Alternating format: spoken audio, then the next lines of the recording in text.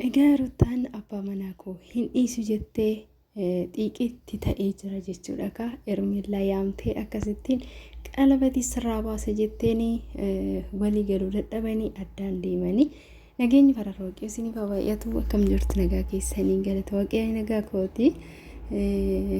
Egaa akkuma argitan viidiyoo isaanii jechuudha. Kaleessa Ruutaan Ermiillaa yaamtee maaf akkana goota hojiin kun bareeda jettee gaafatteerti jechuudha. Egaa akka kootti bareeda jettee jirti. Ka Ermiillaanis deebisteefii jirti. Egaa itti dhaadattee deemte Ruutaan hagam yoo ture ji'oota miti guyyoota natti fudhatu guyyaa muraasaaf na eegi akkan sirraa deeffadhu abbaa manaa koo abdiin qaba jettee itti dhaadattee deemte jechuudha. Maaliif abbaa ilmoo isheetii dhugaadha jalqabee walitti dhufanis immoo akkatti jaalala isaaf ija dhabdee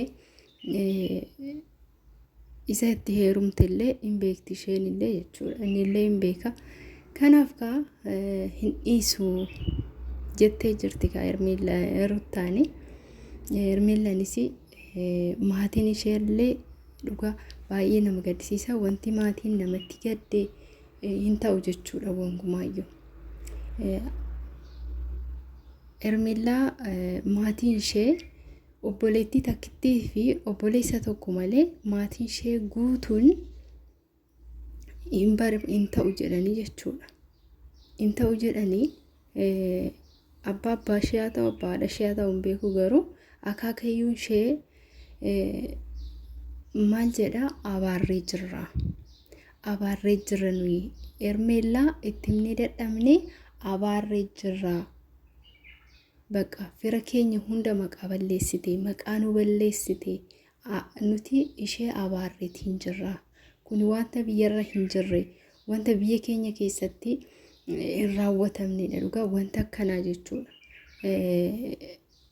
Deemanii achufumaa deemanii abbaa manaa namaa yookaan immoo dhirsa namaa jaaladheerraa jedhanii giddumaan dirqamumaan fudhachuun itti heerumuun kun seeraan ala jechuudha. Seera biyya keenyas miti akka aadaa biyya keenyaatitti illee akka aadaa Itoophiyaatitti bakka kun wanta hin eeyyamamnedha jechuudha. Wanta takka raawwatamee hin beekne jechuudha. Kanatti wanti akkanaa wanti ija baasee akkanatti isaan faashinii haaraa fidan kuni dhugaa baranuma mul'ate jechuudha. Kanaaf maatii ishee guutuun akaakayyuun ishee obboleeyyan ishee nuti ishee abaarree jirra jedhan obboleettiin ishee hawwii jedhamtu akkallee hin dhiisu jettee ammallee isheen inuma tattaafachaa jirti. Ruutaan gara Ruutaa gortee Ruutaa fi Abrahaam walitti deebi'uu qabu. Ermiillaan immoo wanti kun ta'uu hin qabu dhiisuu qabdii nu arrabsiiste mataa gadi nu qabachiiste ollaa dhalannee guddanne keessatti ollaa wajjin jiraachaa turre keessatti nu salphiste qubaan akka nu agarsiisan taasiste jettee baay'ee tokko aaran jechuudha. Haati Ermiillaa immoo keessaa qabdi fakkaata. Ani haadha akkamii akka taate waaqayyo haa beeku. Haati ilmoo ofiitiin deemii dhirsa ormaa dirqamaan itti heerumi kan jettee ilmoo ishee jajjabeessitu haadha akkamii akka taate kana waaqayyo haa beeku. Egaa warri gurguddaan ammallee hin dhiifnu jedhanii jiru. Haga yoona warruma waxaatii ta'etu akka deebitu gochaa ture. Amma immoo maatii gurguddaan itti seenuuf jira jechuudha. Jaarsummaan akka biyyaatti jaarsummaan seenuuf jira jechuudha. Wanti kun ta'uu hin qabu. Aadaa keenyaa miti seera biyya keenyatii miti. Wanti kun ta'uu hin qabu. Ermiillaan deebi'uu qabdi. Abrishiin gadhiisuu qabdi kan jedhu tokko jaarsi biyyaa bahuuf jira jechuudha. Yeroo dhiyootti jaarsi bahee Ermiillaan illee egaa jaallataniis ta'uu baatu dirqamaa illee gargar bahuun isaanii hin oolu jechuudha. Kun wanta fokkisaadha.